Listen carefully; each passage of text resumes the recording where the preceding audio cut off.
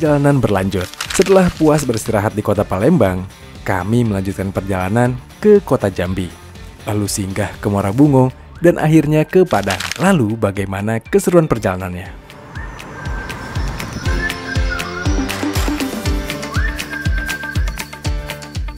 Namanya perjalanan panjang kayak gini, mungkin aja kita ngerasa bosan di jalan. Salah satu cara yang gue lakukan untuk menghilangkan rasa bosan adalah dengan mendengarkan musik, lagu, podcast, ataupun merotal Quran. Ya apapun lah yang bisa bikin hati kita tenang dan merasa ada temennya ketika perjalanan kayak gini. By the way, ini jalur dari Palembang ke Jambi cukup tricky teman-teman. Ada beberapa titik yang nanjak. Ini jalannya ada yang berlubang. Lalu juga ada yang berkelok-kelok. Jadi penting untuk kita memilih mobil yang tepat untuk melahap jalur seperti ini.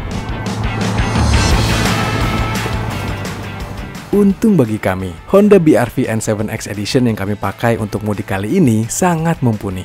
Ground clearance-nya tinggi, bikin kita nggak ragu melahap berbagai permukaan jalan.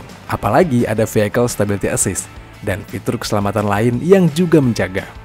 Dan jangan lupakan, ini adalah LSUV 7-seater yang paling bertenaga di kelasnya. Tenaga 121 PS bisa keluar dari mesin 1500 cc-nya. Apalagi dikawinkan dengan transmisi CVT yang responsif. Pas buat jalan jauh kayak gini. Asik nyetir, jangan sampai lupa untuk istirahat untuk menyegarkan tubuh yang lelah. Rekomendasi dari pakar keselamatan berkendara sih, setelah nyetir 3-4 jam, kita ada baiknya untuk melipir dan istirahat sejenak.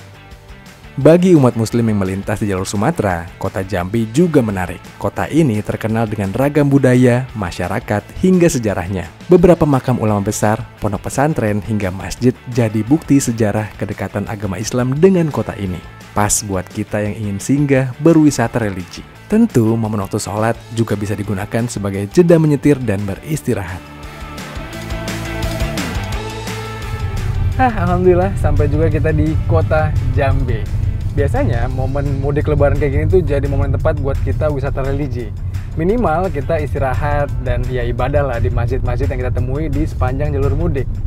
Tapi kami di kota Jambi ini khusus pengen datang ke Masjid Agung Al-Falah yang katanya masjid terbesar di kota Jambi dan unik karena punya 232 tiang. Nah, itu tuh masjidnya.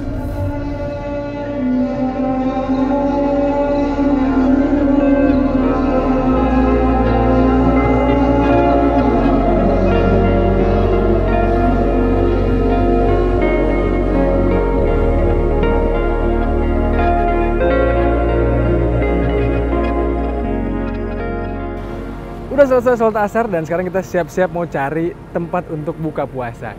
Dan jangan khawatir rasanya karena Sumatera kulinernya juara. Kali ini setelah dari masjid ini kita mau langsung ke Pondok Pinang Serinade untuk kita buka puasa di sana. Let's go!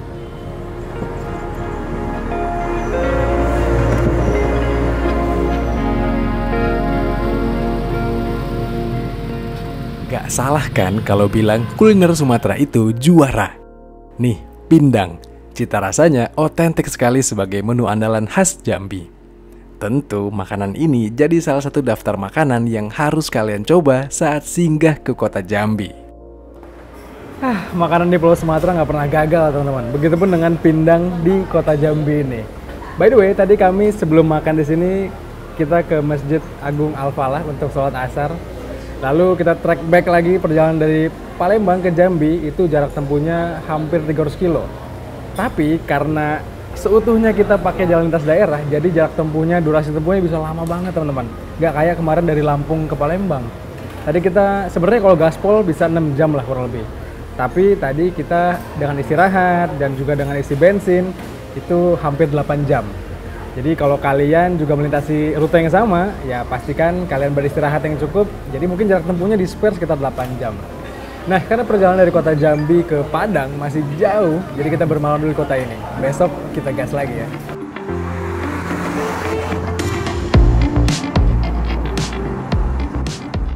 Iya, perjalanan berlanjut dan Padang sudah menanti. Kami tak sabar untuk kembali melintasi jalur Sumatera dan segera berkunjung ke Ranah Minang.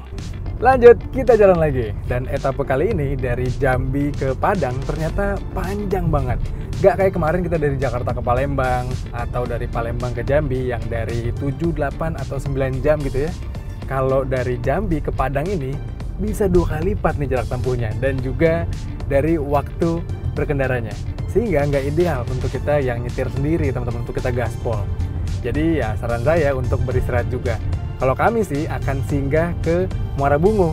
Nanti kita buka puasa di sana, istirahat dan bermalam di sana. Lalu lanjut lagi gas di esok harinya. Perjalanan panjang gini memang jadi ujian buat fisik, tapi ada banyak cara agar kita bisa menjaga kebugaran ketika melakukan perjalanan. Salah satunya dengan memperhatikan postur tubuh saat berkendara. Jangan menyetir dengan posisi yang terlalu rileks, karena bisa bikin kita hilang konsentrasi. Posisikan setir dengan nyaman, lalu atur posisi jok tidak terlalu rebah dan tidak terlalu tegak, dan pastikan kaki gampang untuk menjangkau pedal gas hingga rem.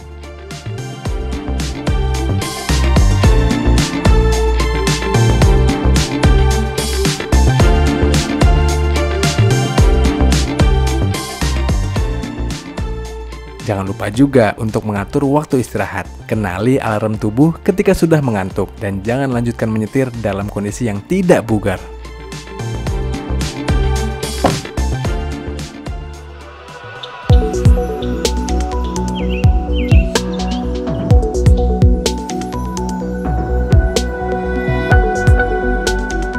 Cukup istirahatnya di Muara Bungo.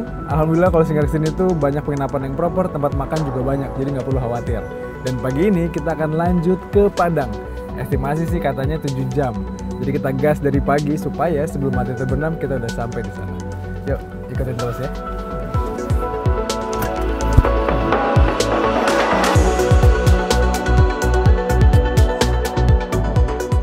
Ini merupakan etapa pamungkas dari ekspedisi mudik yang kami arungi. Jalur perlintasan Jambi Padang yang terkenal menantang. Dan kita disuguhi kembali dengan jalan yang berkelok, namun dengan pemandangan yang indah sepanjang jalan.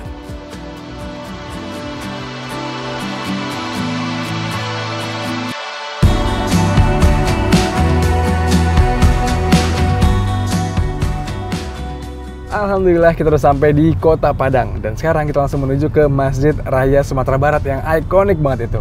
Kita nanti buka puasa di sana, dan setelahnya kita langsung ke penginapan. Mengarungi jalan lintas hingga jalan perkotaan dengan Honda BR-V N7X Edition ini memang menyenangkan. Apalagi karena ada fitur Advanced Driver Assistance System yang canggih, Honda Sensing.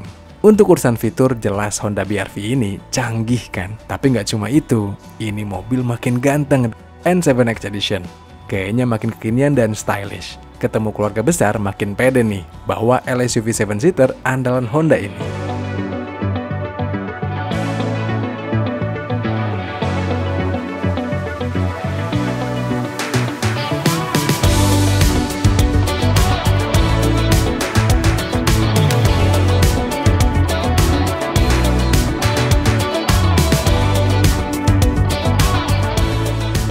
Iya, kalau kalian ikutin perjalanan gue di episode kali ini perjalanan yang panjang banget dari Palembang ke Padang. Sampai-sampai kami harus bermalam 2 kali teman-teman, di Kota Jambi dan di Muara Bungo.